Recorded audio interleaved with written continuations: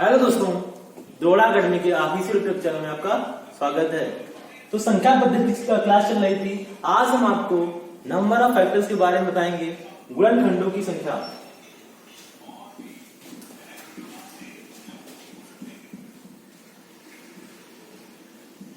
हम आपको बताएंगे कि किसी भी संख्या के कितने कुल गुणनखंड हो सकते हैं, कितने अभाज्य गुणनखंड हो सकते हैं, या कितने सम गुणनखंड हो सकते हैं, कितने विषम गुणनखंड हो सकते हैं, कितने पूर्ण वर्ग गुणनखंड हो सकते हैं तथा कितने पूर्ण घन गुणनखंड हो सकते हैं। हम इसके विषय में पूरी बेसिक से बात करेंगे। मान लो हमने एक छोटा सा क्वेश्चन ले लिया, एक संख्या दी है 48। क्वेश्चन एग्जाम में क्या आ सकता है? तुमसे क्वेश्चन सकता है कि भैया बताओ इसके कितने अभाज्य गुणनखंड हैं। इसमें दूसरा क्वेश्चन क्या बन सकता है कि इस 48 संख्या के कुल कितने गुणनखंड हैं।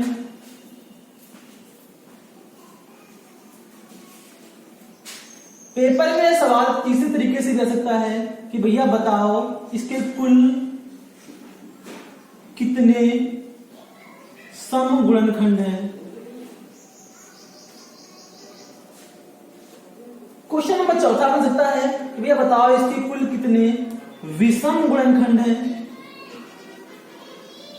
क्वेश्चन नंबर इसमें 5 बनेगा कि भैया बताओ इसके कुल गुणनखंडों का योग बताओ।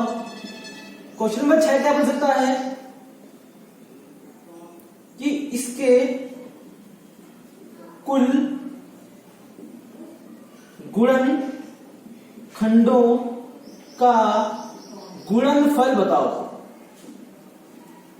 क्वेश्चन नंबर 7 बन सकता है कि ऐसे गुणनखंड बताओ, इस संख्या के ऐसे गुणनखंड बताओ जो पूर्ण वर्ग है।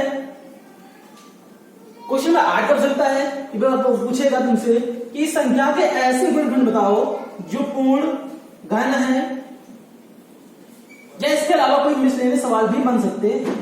तो ध्यान रखना, एग्जामिनर इस सवाल से बहुत सारे क्वेश्चन हो सकता है और हम इस सवाल के हर एक पॉइंट पर डिस्कशन करेंगे। तो पहले देखते हैं कि हम कैसे निकालें कि भैया 48 के कुल कितने गुणनखंड होंगे या कितने अभाज्य गुणनखंड होंगे। तो सबसे पहले बात करते हैं हम अभाज्य गुणनखंड के विषय में।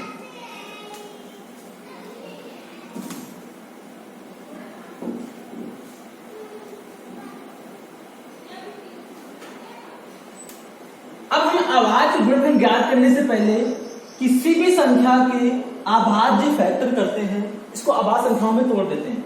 जैसे संख्या लिखी 48, इसको अगर हम तोड़ें तो क्या लिख सकते हैं? हम इसको लिख सकते हैं 2 इंटू 2 इंटू 2 इंटू 2 और इंटू 3।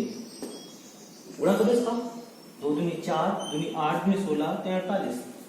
मतलब हमने इस 48 को अभाज्य संख्याओं में तोड़ दिया। इसको हम ऐसे लिख सकते हैं 2 की पावर 4 इंटू 3 की पावर 1।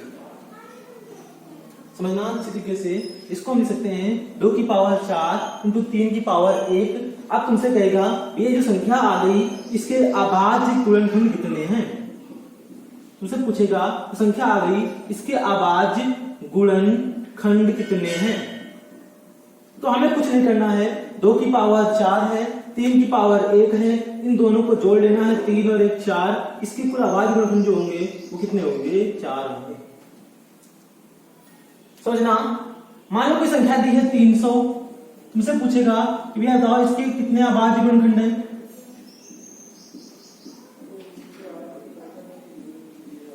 तो क्या करेंगे? पहले हम 300 को अभाज्य संख्याओं में तोड़ेंगे। तो तोड़ लेते हैं इसको। देखो इसको क्या लिख सकते हैं 5 इंटू 5 25 इंटू 2 इंटू 2 इंटू 3। अब देखो इसको हम अलग तरीके से क्या लिखते हैं? हम 2 की पावर 2 इंटू 3 की पावर 1 इंटू 5 की पावर 2। अब तुमसे कहेगा भैया इसके अभाज्य गुणनखंड बताओ। तो क्या करेंगे हम? तो इसकी पावर जोड़ लेंगे, 2 3 और 2 5। इसके जो अभाज्य गुणनखंड होंगे कितने होंगे? वो होंगे 5। थोड़ा एक और आगे देख लेते हैं। तुमसे कहेगा भैया 480 के कुल कितने अभाज्य गुणनखंड हैं?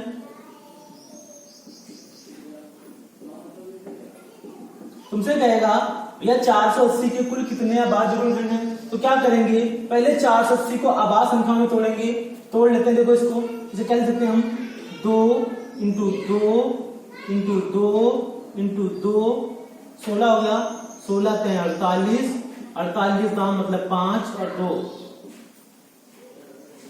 क्या लिख सकते हैं हम इसको, 2 की पावर 5 इंटू 3 की पावर 1 इंटू 5 की पावर 1। अब समझना, अभाज्य गुणनखंड क्या करना है, इसकी पावर जोड़ लेनी, 5 और 1 6 और 1 7। इसके जो कुल अभाज्य गुणनखंड कितने होंगे 7 होंगे। पास समझ में आगे और देखिए। अच्छा अरे बोलोगे यहाँ पर इन संख्याओं को अभाज्य संख्याओं में तोड़ना नहीं आता होगा, तो तोड़ लेते हैं। देखो कैसे निकालेंगे हम, छोड़ देकर आते हैं। हमें पढ़ा आता होगा इस संख्या किससे कटती है, 16 से कटती है। 16 मतलब कितना होता है, 2 की पावर 4। 16 ते कितना, 48 तो 3 हो गया, और 48 दहाम कितना होता है 480। अब देखो इसको हम 10 को कर सकते हैं, हम 2 इंटू 5 कर सकते हैं। अब देखो यहाँ 2 की पावर 4 था, यहाँ 2 की पावर 1 था, अगर मल्टीप्लाई करेंगे तो कितना हो जाएगा, 2 की पावर 5 हो गई। यहाँ 3 एक बार है मतलब 3 की पावर 1, और यहाँ 5 एक बार है मतलब 5 की पावर 1। अब तुमसे कह रहा है अभाज्य गुणनखंड बताओ, अभाज्य गुणनखंड बताओ कितने होंगे, 5 1 6 और 1 7। चलो आगे सवाल और देखते हैं, अच्छा सवाल है।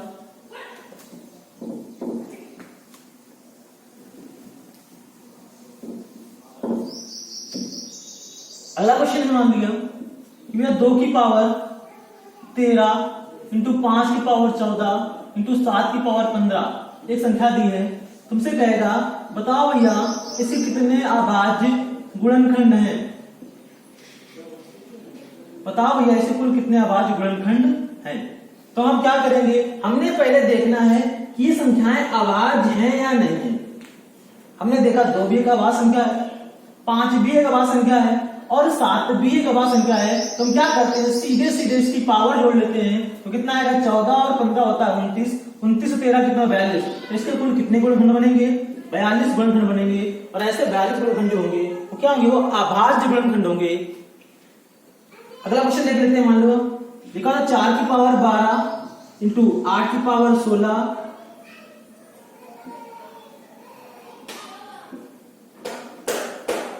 इंटू 5 की पावर 13 इंटू 6 की पावर 14। तुमसे कहेगा भैया बताओ इसके कुल कितने अभाज्य गुणनखंड हैं, अभाज्य गुणनखंड हैं।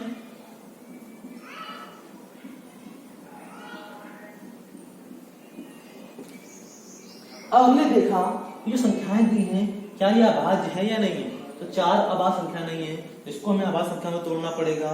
8 अभाज्य संख्या नहीं है, इसको हमें अभाज्य संख्या में तोड़ना पड़ेगा। 5 एक अभाज्य संख्या, इसको नहीं तोड़ना पड़ेगा, और 6 को तोड़ना पड़ेगा। तो क्या करते हैं, इसको हम तोड़ लेते हैं।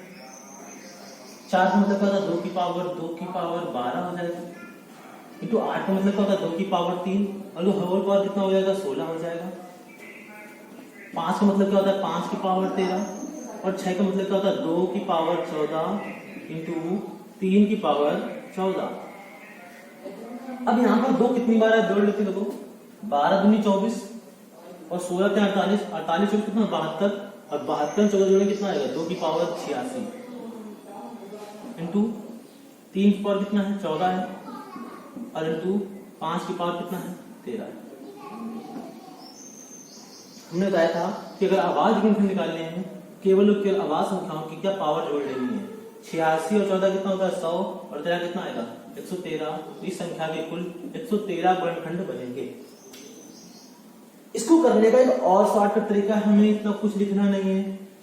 हम देखते हैं 4 को हम कह सकते हैं 2 इंटू 2 अभाज्य संख्या में तोड़ना है। तो 2 की पावर 12 या 2 कितनी बार 2 बार है तो बाद में 24। 8 का मतलब क्या होता है 2 इंटू 3, मतलब 2 3 बार है तो 16 क्या है 48। 5 एक बार है कोई दिक्कत नहीं, 13 जोड़ लो। और 6 का मतलब क्या होता है 2 इंटू 3, यहाँ 2 संख्याएं बनी 14 दूनी 28। सबको जोड़ लेते हैं, आंसर कितना आएगा 113 आएगा। मतलब इस क्वेश्चन का जो आंसर होगा वो 113 होगा। मतलब इस जो संख्या दी है इसके कुल 113 गुणनखंड ऐसे होंगे जो क्या होंगे, अभाज्य होंगे। आगे इसके और प्रैक्टिस कर लेते हैं।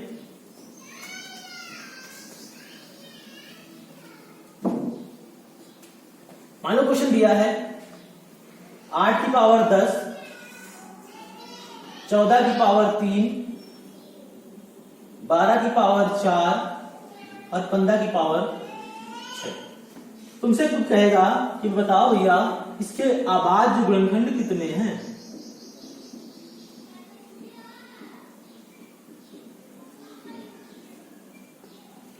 तो हमें कुछ नहीं करना है, हमें ये वाला तरीका अपनाना, हमें अरवा तोड़ कर नहीं लिखना है। हम यहाँ देखिए 8 कर सकते हैं 2 इंटू 2 इंटू 2, मतलब 3 बार लिखा है 2, 10 क्या है 30, प्लस 14 मतलब होता है 2 इंटू 7 में 2 बार संख्या लिखी है तो 7 3 दूनी 6, प्लस 12 मतलब क्या होता है 2 इंटू 2 इंटू 3, मतलब संख्या 3 बार लिखी है और 4 3 12, प्लस 15 मतलब क्या होता है 3 इंटू 5 संख्या 2 बार लिखी है 6 दूनी 12, सबको जोड़ लो 12 दूनी 24, 24 से 30 30 60, मतलब इस संख्या के कुल कितने अभाज्य गुणनखंड होंगे, वो 60 होंगे। एक क्वेश्चन ऐसा और देख लेते हैं, एक क्वेश्चन ऐसा और देख लेते हैं।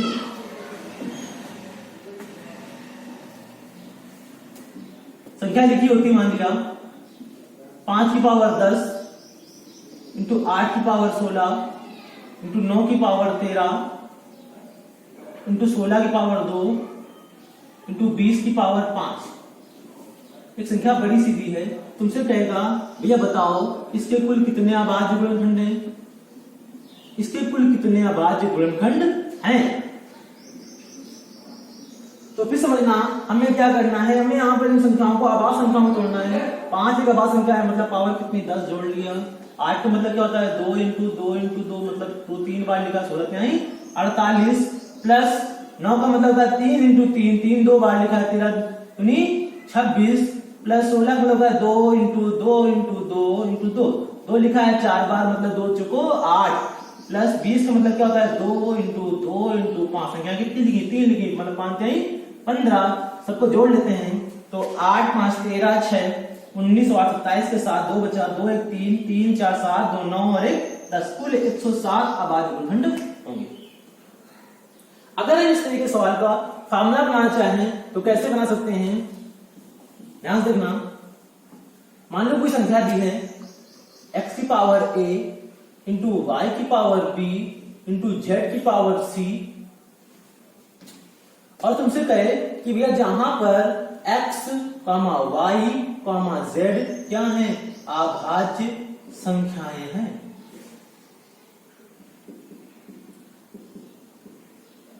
संख्याएं हो तो इन संख्याओं के अभाज्य गुणनखंड कैसे निकालेंगे। अभाज्य गुणनखंड क्या होंगे, जो होंगे a plus b plus c, संख्या आगे हो जाएंगी, उन सबको जोड़ लेंगे। मतलब हमें क्या करना है, कोई संख्या दी होगी उसको पहले में x y z के फॉर्म में मतलब अभाज्य संख्या में तोड़ना है, जो पावर आएगी अगर हम उसको जोड़ लें तो संख्याओं के कुल अभाज्य गुणनखंड हमें प्राप्त होंगे। अब इसका नेक्स्ट पॉइंट था कि संख्याओं के कुल गुणनखंड कैसे निकालते हैं। संख्याओं के कुल गुणनखंड समझना अच्छे ध्यान से, कुल गुणनखंड कह सकते हैं हम टोटल नंबर ऑफ फैक्टर। मान लो कोई संख्या दी है 360, तुमसे पूछेगा भैया कि भैया 360 से पहले निकालो अभाज्य गुणनखंड,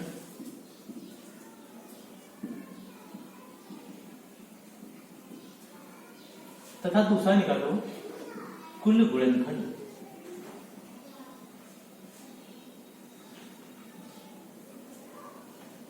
अच्छा ये भी पूछ सकता है कि भैया इसके तुम क्या निकालो, सम गुणनखंड निकालो।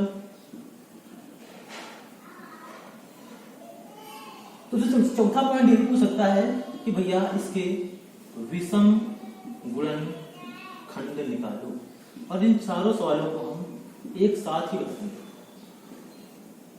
तो सबसे पहला प्रोसेस क्या है कि संख्या को अभाज्य संख्याओं में तोड़ना है, तो पहले इसको तोड़ते हैं, पहले छोटा करो, क्या लिख सकते हैं हम 36 इंटू 10, 36 का लिख सकते हैं हम 4 इंटू 9 इंटू 5 लिख सकते हैं 2 इंटू 5। अब यहाँ 4 है, यहाँ 2 है, 8 मतलब तो 2 की पावर 3, 3 का मतलब 9 का मतलब 3 की पावर 2, 5 का मतलब 5 की पावर 1। ये बात समझ में आई कि इतनी बात समझ में आई? अब इतनी बात समझ में आई तो आगे देखते हैं। हमने क्या कहा, आवाज भी हमें निकालना है, हमें केवल और केवल पावर को क्या करना है, जोड़ लेना है। तो 3 + 2 + 1, 3 2 5 और 1 6। अगर तुमसे पूछे भैया इस संख्या के अभाज्य गुणनखंड कितने हैं, तो आंसर कितना आएगा, केवल और केवल 6 आएगा। तुमसे अगर पूछे कि भैया बताओ इस संख्या के कुल गुणनखंड कितने हैं, तो हमें कुछ नहीं करना है, हर एक संख्या की पावर को निकालना है। 3 निकाला, हमने क्या किया, 3 में 1 जोड़ा, इंटू आगे देखा 2 में हमने फिर से 1 जोड़ा, इंटू आगे देखा 1 और 1 में हमने फिर से 1 जोड़ा, सबका मल्टीप्लाई कर दिया। आगे संख्या और बढ़ती तो उसमें जोड़ लेते, 3 और 1 4, 4 इंटू 3 इंटू 2, 4 3 12 दूनी 24। समझे कि नहीं? तो इसका आंसर आएगा, कुल गुणनखंड कितने आएंगे, 24 आएंगे। आगे अगर हम सम देखें कि भैया बताओ भैया इस संख्या 360 के ऐसे कितने गुणनखंड हैं जो सम है, इस 3 संख्या 60 के ऐसे कितने गुणनखंड हैं जो सम है, तो क्या करते हैं हम सम की पावर 3 को लेंगे और 3 में हम 1 नहीं जोड़ेंगे। जैसे यहाँ 1 जोड़ रहे थे, यहाँ हम जो संख्या 2 लिखी होगी, सम संख्या लिखी होगी, उसको हम 1 नहीं जोड़ेंगे। अच्छा, हम आगे वाले में कोई नहीं, क्योंकि 2 ही ऐसी सम संख्या है जो अभाज्य है। अगर हम किसी भी संख्या को अभाज्य संख्या में तोड़ेंगे तो केवल और केवल 2 एक ऐसी सम संख्या मिलेगी जो अभाज्य होगी। तो हम केवल जो सम संख्या है उसमें हमें पावर में 1 ऐड नहीं करना है, अदर में करना है। इसमें कर लिया हमने 2 + 1 और इंटू में 1 + 1। इसकी वैल्यू कितनी, 3, इसकी वैल्यू कितनी, 3, इसकी वैल्यू कितनी, 2, तो 3 3 9 और 2 9 दूनी 18। बात समझ में? ठीक है। अगर हम विषम गुणनखंड निकालें, बड़ा ही आसान है। अगर हमें विषम गुणनखंड निकालना है, मतलब हमें सम संख्या से कोई मतलब नहीं है, उसकी पावर को हमें हटा देना है। अगर हमें किसी भी संख्या के विषम गुणनखंड निकालने हैं, उसमें हमें सम संख्या की जो पावर है उसको हटा देना है। बचे कितनी, 3 की पावर 2, 2 में जोड़ा कितना आ गया 3, और 1 में जोड़ा कितना आ गया 2, मल्टीप्लाई किया कितना आया 3 दूनी 6। तो भैया विषम गुणनखंड कितने होंगे, 6 होंगे। वैसे भी कुल गुणनखंड अगर दिए हों और सम पता हो तो विषम अपने निकल सकते हैं, क्योंकि 24 दिए हैं, 18 सम है, तो 6 विषम होंगे। लेकिन हमने फिर भी क्या किया, निकाल के बता दिया, आंसर कितना आएगा, 6 आएगा। अगर हम इस संख्या को, इस सारी वैल्यू को फॉर्मूले में डिवाइड करें, तो तुमसे कहेगा कि भैया इसके कुल गुणनखंड कितने। तो क्या करेंगे, ये पावर निकाली थी हमने, पावर में क्या करना है, 1 जोड़ना है। क्या करेंगे, a + 1 इंटू b + 1 और इंटू c + 1। अगर हम इसे सम गुणनखंड निकालने हैं तो क्या करेंगे, हमें सम जो 2 लिखा है, जो पहली संख्या है उसमें हमें 1 नहीं जोड़ना, तो a इंटू b + 1 और इंटू में c + 1। अगर कोई तुमसे कहे कि भैया इसकी विषम गुणनखंड निकालो, तो क्या करना है, हमें सम संख्या वाले हटा देना है। बचा कितना तुम्हारे पास, b + 1 और इंटू में c + 1। समझ में आई कि नहीं है? आगे सवाल और देखते हैं जो कि तुम्हारे समझने के लिए बहुत ही मदद करेगा।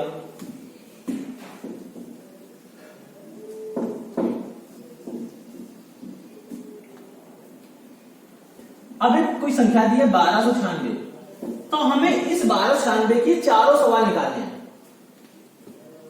क्या निकालना है, आभाज्य गुणनखंड निकालना है, कुल गुणनखंड निकालना है और सम गुणनखंड भी निकालना है, विषम भी निकालना है। ठीक है, देखो सबसे पहले हम क्या करेंगे, इस संख्या के फैक्टर करेंगे, गुणनखंड निकालेंगे। कैसे निकालेंगे, तो 1296 कह लेते हैं हम 36 इंटू 36 लिखते हैं, क्योंकि 1296 जो है ये 36 का स्क्वायर है।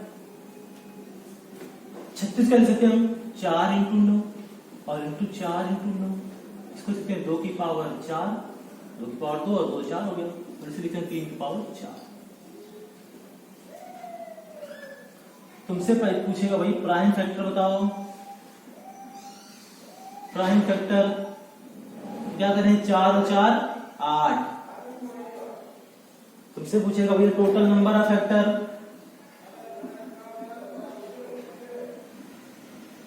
क्या करोगे, 4 और 1 5, और इंटू में 4 और 1 5, कितना आएगा 25।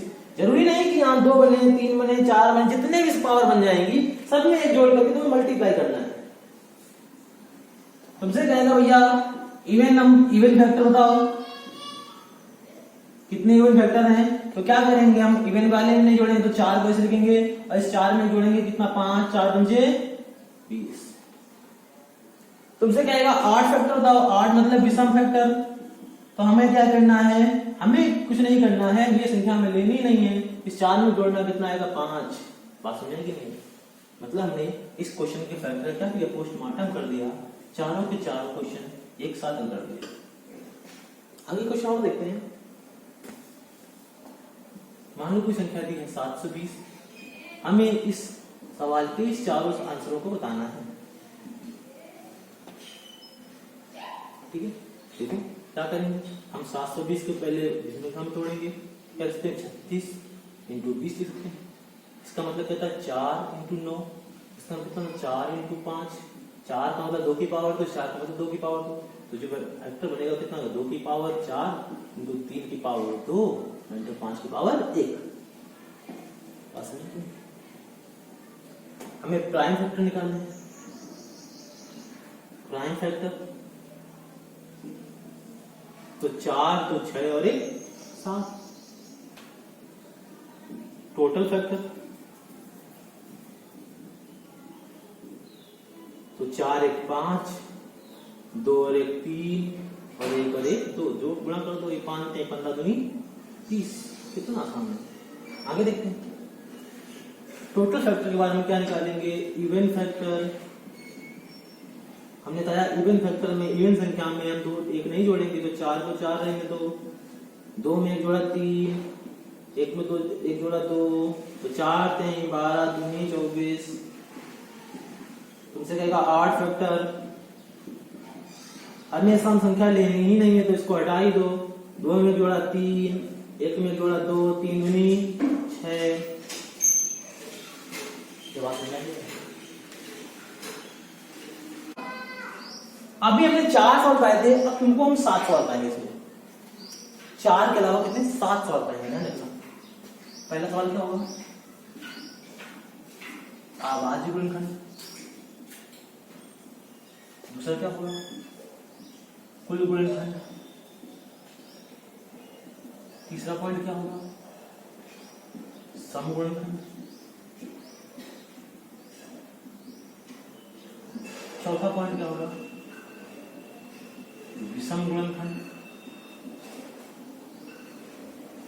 पांचवा पॉइंट क्या होगा,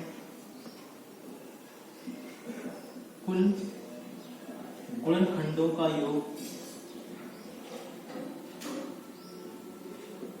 और छठा पॉइंट क्या होगा, सम गुणनखंडों का योग।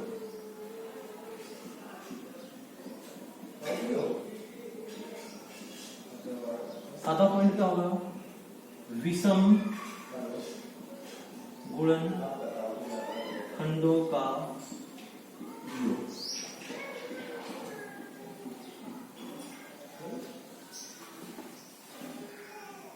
ध्यान समझना इस चीजों को।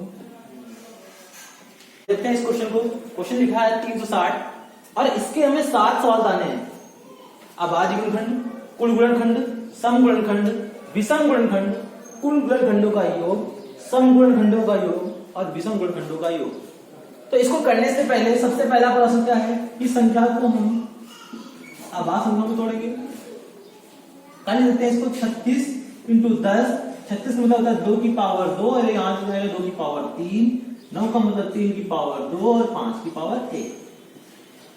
हमने संख्या को आभाज्य संख्या में तोड़ लिया। अब सबसे पहले आभाज्य गुणनखंड मतलब क्या होता है, सबकी पावर को जोड़ना, तो 3 2 5 और 1 6। कुल गुणनखंड मतलब कि पावर में एक जोड़कर सबका हम मल्टीप्लाई करना, तो 3 + 1 4, 2 + 1 3 और 1 1 2, तो 4 3 12 दूनी 24। सम गुणनखंडों का मतलब क्या है? सम वाली संख्या में पावर में कुछ नहीं जोड़ना है, तो 3 2 में जोड़ेंगे 1 3, 1 में जोड़ेंगे 2, 3 3 9 दूनी 18। विषम का मतलब क्या है? सम संख्या को हमें हटा देना है, मतलब क्या करेंगे? 2 में जोड़ेंगे तो 3, 1 में जोड़ेंगे तो 2, 3 दूनी 6। अब अगला जो सवाल बने हैं, 3 सवाल में कुल गुणनखंडों का योग। अच्छा, हमें यहां देखना है कि यहां पावर कितनी है? 3, 2 की पावर 3 है, तो हम क्या करेंगे? 2 की पावर 0 लेंगे, 0 से लेकर 2 की पावर 1 प्लस 2 की पावर 2 प्लस 2 की पावर 3। 0 से लेकर के हमें कहां तक जाना है? जितनी पावर लिखी उस संख्या तक जाना है। यहां 2 लिखा है तो 2 की अब आगे 2, फिर मल्टीप्लाई करके क्या लिखेंगे? यहां 3 की पावर कितनी? 2, तो 3 की पावर 0 से लेकर 3 की पावर 2 तक जाना है, तो 3 की पावर 0 इंटू 3 की पावर, ध्यान रखना, 3 की पावर 1 इंटू 3 की पावर, तो ऐसे 5 में लिखते हैं, 5 की पावर 0 इंटू 5 की पावर 1, क्योंकि 5 बार 1 ही। अब इसका मान निकालें, 2 की पावर 0 किस संख्या का पावर 0 मान कितना होता है? 1 होता है। 2 की पावर 1 मतलब 2, 2 की पावर 2 मतलब 4, 2 की पावर 3 मतलब 8, इंटू में 3 की पावर 0 मतलब 1, 3 की पावर 1 मतलब 3 और 3 की पावर 2 9, और इंटू में 5 की पावर 0 1 और 5 की पावर 1 कितना होता है? 5। जोड़ो या 8 4 12, 2 14 और 1 15, इंटू 9 3 12 और 1 13, इंटू 5 और 1 6। 15 छक्का 90 और 13 9 117, तो कितना है? 1170। तो यहाँ पर कुल गुणनखंडों का योग कितना आएगा? 1170 आएगा। अगर हम यहाँ पर इसका फॉर्मूला बनाएं कि यह कुल गुणनखंडों का योग का फॉर्मूला बनाए अगर हम, तो क्या बनेगा? x की पावर a है, मतलब x की पावर 0 से लेकर के x की पावर a तक की संख्याओं को हमें प्लस करना है, फिर y की पावर 0 से लेकर के y की पावर b तक की संख्याओं को प्लस करना है इंटू में, और फिर इंटू में z की पावर 0 से लेकर के z की पावर c तक की संख्याओं को हमें प्लस करके सबका मल्टीप्लाई कर देना है, तो क्या आ जाएगा? कुल गुणनखंडों का योग आ जाएगा। बस। लेकिन अब बात आती है, यह संख्या के सम गुणनखंडों का योग क्या होगा? यह संख्या के सम गुणनखंडों का योग क्या होगा? तो हमें कुछ नहीं करना है, हमें केवल और केवल यहाँ पर जो सम संख्या है उसकी पावर 0 नहीं लेनी है। बात समझना, हमें यहाँ पर क्या करना है? जो सम संख्या है उसकी पावर 0 नहीं लेनी है, मतलब यहाँ पर हमें 2 की पावर 0 की वैल्यू नहीं लेनी है। जैसे यहाँ क्या लेंगे? 2 की पावर 1 प्लस 2 की पावर 2 प्लस 2 की पावर 3। यहाँ कितना लेंगे? 3 की पावर 0, 3 की पावर 1 और 3, बाकी सब सेम वही रहेगा, सब कुछ सेम वही रहेगा, केवल और केवल सम संख्या में देखना है इंटू 5 की पावर 0, 5 की पावर 1। इसका मान कितना आएगा? 8 4 12 और 2 14 आएगा। इसका मान कितना आएगा? 5 और 1 6। इसका मान कितना आएगा? 3 3 9, 9 3 12 और 1 14 6 तो 84 होता है। 84 इंटू 13 कितना होता है? गुणा कर लेते हैं। 13 6 52 के 2 हाथ से लगा 5, 13 8 104 और 5 कितना होता है? 109। आंसर जो आएगा 1092। तो बात समझ में आई है, बिल्कुल आसान तरीका है। लेकिन अब बात आती है विषम की, तो विषम में हमें सम संख्या लेनी ही नहीं है, मतलब हमें ये पूरी की पूरी वैल्यू हटा देनी है। हमें कहां से लेना है? हमें केवल लेना है 3 वाली वैल्यू, 3 की पावर 0 प्लस 3 की पावर 1 प्लस 3 की पावर 2 इंटू में 5 की पावर 0 प्लस 5 की पावर 1। तो ना इसकी वैल्यू कितनी? 1, इसकी वैल्यू कितनी? 3, इसकी वैल्यू कितनी? 9 9 3 12 है 13 इंटू 5 और 1 13 छिंके 78 तो इसका वैल्यू कितनी आएगी 78। अगर हम ध्यान से देखें, अगर इन दोनों को जोड़ें तो वैल्यू कितनी आएगी, वो 170 ही आएगी। ये क्वेश्चन समझ में आया? इसको फॉर्मूले में और बार लिख लेते हैं। तुमसे कोई कहे कि भैया सम गुणनखंडों का योग बताओ, क्या निकालोगे? हमें क्या लिखना है, x की पावर 0 नहीं लेनी, हमें लेना है x की पावर 1 प्लस x की पावर 2 और एक पावर कहां से लेंगे, x की पावर 1 तक। फिर देखो y की पावर 0 की वैल्यू लेंगे, y की पावर x लेंगे, y की पावर कहां से लेंगे, b तक। और ऐसे ही में z की पावर 0 प्लस z की पावर 1 से कहां से लेंगे, z की पावर c तक लेंगे। अगर हम इसके विषम गुणनखंडों का योग निकालें तो हमें ये वैल्यू लेनी ही नहीं है। हमें क्या लेना है, ये y से लेना है y की पावर 0 प्लस y की पावर 1 प्लस y की पावर b तक लेना है। ऐसे ही z की पावर 0 प्लस z की पावर 1 से लेकर z की पावर कहां तक लेना है। बस समझेंगे, ये 7 सवाल थे। इस 7 सवालों में तुम्हारे गुणनखंडों को मिला था। ठीक, आगे एग्जाम्पल और देख लेते हैं और ये वैल्यू नोट कर लेना, इसको हटा देते हैं।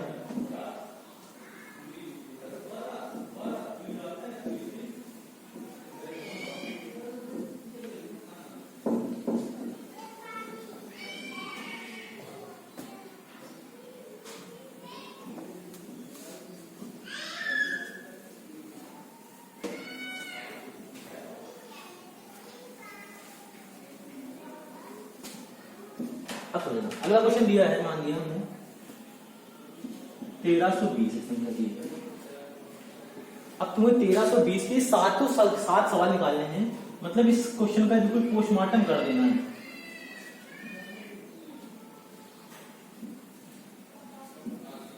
ठीक, जितने भी बने हों हम सब निकाल देंगे। अब पहले हम क्या करेंगे, 1320 की क्या करेंगे, हम फैक्टर करेंगे। तो फैक्टर करो इसके भैया, इसे कर सकते हैं 11 इंटू 12 इंटू 10 लिख सकते हैं। 11 एक आवाज संख्या, इसको लिख लेंगे 11 की पावर 1, इसके लिए 2 की पावर 2 इंटू 3 की पावर 1, इसी तरह 2 की पावर 1 इंटू 5 की पावर 1। सही से लिखें इसको, तो इसे क्या लिखेंगे 2 और 1 3, 2 की पावर 3 इंटू में 3 की पावर 1 इंटू 5 की पावर 1 और इंटू में 11 की पावर 1। ये इसके फैक्टर बने। पहला क्वेश्चन क्या होता है कि भैया इसके प्राइम फैक्टर बताओ। प्राइम फैक्टर मतलब अभाज्य गुणनखंड। क्या करेंगे, पावर जोड़ लो, 3 plus 1 plus 1 plus 1, 3 3 6। Second question तुम्हारा होगा total number of factor.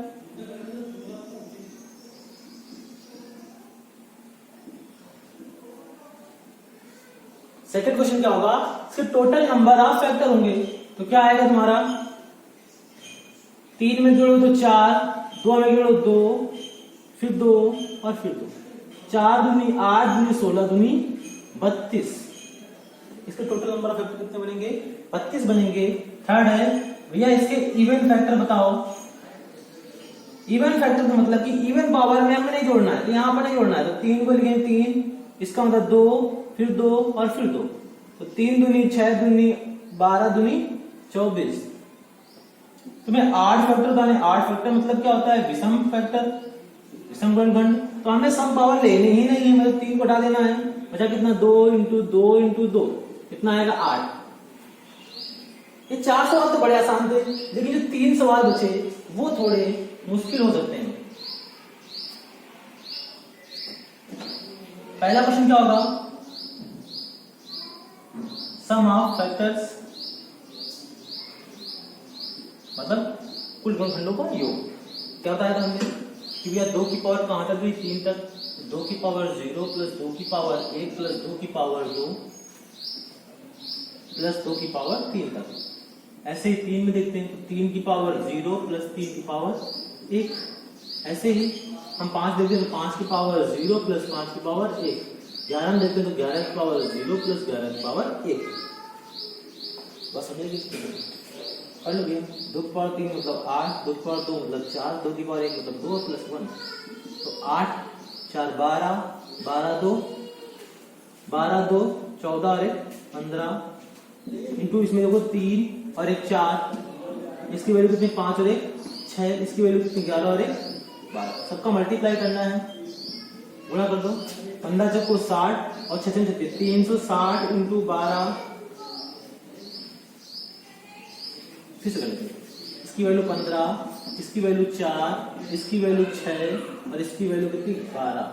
15 choco 60, 6 36 360 into 12 आएगा, मल्टीप्लाई करो तो कितना आएगा 12 0 0, 12 इंटू 12 करो तो 7, 12 36 7 कितना होता है 45, 4320। मतलब इसके कुल गुणनखंडों का योग कितना आएगा 4320 आएगा। अच्छा कोई बात नहीं। अब हमें इसका अगला सवाल देखते हैं। सम ऑफ इवन फैक्टर। अब देखो हमने सम ऑफ फैक्टर निकाल लिया, तो इवन फैक्टर निकालना बड़ा ही आसान है। हमें केवल ये वैल्यू ले लेनी है 2 की पावर 0, यहाँ 2 का 0 लिखा है, ये हटा देना है। मतलब हमें केवल 3 पद जोड़ने, तो 8 4 12 2 14, बाकी सारी वैल्यू ऐड जुड़ रहेंगी। 3 और 1 4, 5 और 1 6 और 11 और 12, 4 6 84 और इंटू 6 5 की 72, क्या गुणा कर लो 84 6 का 8 6 48 और 480 और 4 6 24 मतलब 504। ध्यान रखना 84 का अगर हम 6 में गुणा करेंगे तो वैल्यू कितनी आएगी 504 आएगी।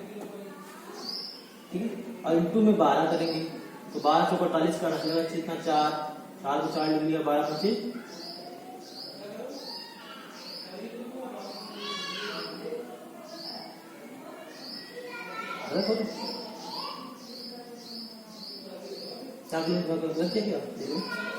12 0 0 5 72 के 2 का 7 12 36 7 42 सही है। यहाँ कोई गलती नहीं, तो 14 को 56 होता है, गलती की थी यहाँ पर हमने। 14 को 56 इंटू 6 कितना होता है, मतलब कि 3 36 और 3 36 इंटू 12, तो वैल्यू जो आएगी कितनी आएगी 12 के 72 के 2 से लगा 7 12 36 7 43 कितनी से लगा 4 12 304 कितना होता है 40, जो वैल्यू आएगी 4032 आएगी। अब इसका लास्ट क्वेश्चन क्या है, सम ऑफ ऑड फैक्टर, मतलब कि विषम गुणनखंडों का योग। और हमने क्या बताया था इसमें कि भैया हमें सम वाली संख्याओं को हटा देना है, मतलब हमें वैल्यू जो लेनी है यहां से यहां तक लेनी है। तो भैया ये वैल्यू, इसका मान कितना 4 निकाला था हमने, इसका मान कितना 5 और 1 6, इसका मान कितना 11 और 1 गुणा कर लो। 72 और 4 72 इंटू 4 कितना आएगा 4 दूनी 8 और 4 सत्ते 288। मतलब कि प्राइम फैक्टर अगर निकालेंगे तो हम क्या करेंगे, इनकी पावरों को केवल जोड़ लेंगे। अगर हम टोटल नंबर ऑफ फैक्टर निकालेंगे क्या करेंगे, इनकी पावरों में एक जोड़ करके इनका मल्टीप्लाई कर लेंगे। अगर हम इवन फैक्टर निकालेंगे, मतलब इवन का मतलब सम फैक्टर, तो जो सम संख्या की पावर होगी उसमें एक नहीं जोड़ेंगे, बाकी सब में एक जोड़ करके उनका मल्टीप्लाई कर देंगे। ठीक है, अब हम अगर विषम फैक्टर निकालें तो क्या करेंगे, हम इस सम संख्या वाले को हटा ही देंगे, बाकी अदर संख्या बची उनमें एक जोड़ करके मल्टीप्लाई कर लेंगे। अगर हम इनके टोटल फैक्टर के योग निकालें, सम ऑफ फैक्टर्स, तो क्या करेंगे हम 2 की पावर 3 तक जाना है, कहां से 0 से लेकर 3 तक जाना है, 2 की पावर 0 1 2 और 3 सबको जोड़ा। फिर हमने क्या किया 3 की पावर 0 से लेकर कहां तक 1 3 की पावर 0 प्लस 3 की पावर 1, जितनी पावर है वहां तक जाना है। ऐसे ही 5 में हमने किया और ऐसे ही हमने 11 में किया और सबका मल्टीप्लाई कर दिया। सबका मल्टीप्लाई करने पर जो आंसर आया वो क्या आ गया, सम ऑफ फैक्टर्स आ गया। ये बात समझ गई। सम ऑफ इवन फैक्टर निकालेंगे अगर हम, तो क्या करेंगे हम सम ऑफ इवन फैक्टर में, भैया हमें केवल और केवल क्या करना है कि जो सम संख्या है उसकी पावर 0 नहीं लेनी है, 0 नहीं लेनी है, संख्या नहीं लेनी है, बाकी सारी चीजें वही रहेंगी जो सम ऑफ फैक्टर में रहेंगी। ठीक है, हमने ये वैल्यू हटा दी, इसकी वैल्यू कितनी है 14, इसकी वैल्यू कितनी 4, इसकी वैल्यू कितनी 6, इसकी वैल्यू कितनी 12, सबका मल्टीप्लाई किया कितना 4032। अब देखो, अगर हम ऑड फैक्टर का सम निकालें तो हमें क्या करना है, ये वैल्यू ही हटा देनी सम वाली, पूरी विषम वाली वैल्यू लेनी है और उनका मल्टीप्लाई कर देना, आंसर आ जाएगा तुम्हारा। बस समझ गए इस चैप्टर समझ में आया? आज की क्लास में हम आपको इतना ही बताएंगे। अगली क्लास में हम क्या करेंगे, आपको इसके जो प्रोडक्ट बताएंगे कि भैया गुणनखंडों का प्रोडक्ट बताओ, प्रोडक्ट मतलब गुणनखंडों का गुणनफल बताओ, और कुछ अच्छे सवाल बताएंगे जो प्रीवियस ईयर पेपर में आ चुके हैं। ये लेक्चर आपको कैसा लगा ये आप हमको कमेंट करके बता सकते हैं, तथा इस चैनल को सब्सक्राइब कर सकते हैं और वीडियो को लाइक कर सकते हैं। तो आज की क्लास के लिए हम आपका तहे दिल से स्वागत करते हैं। धन्यवाद।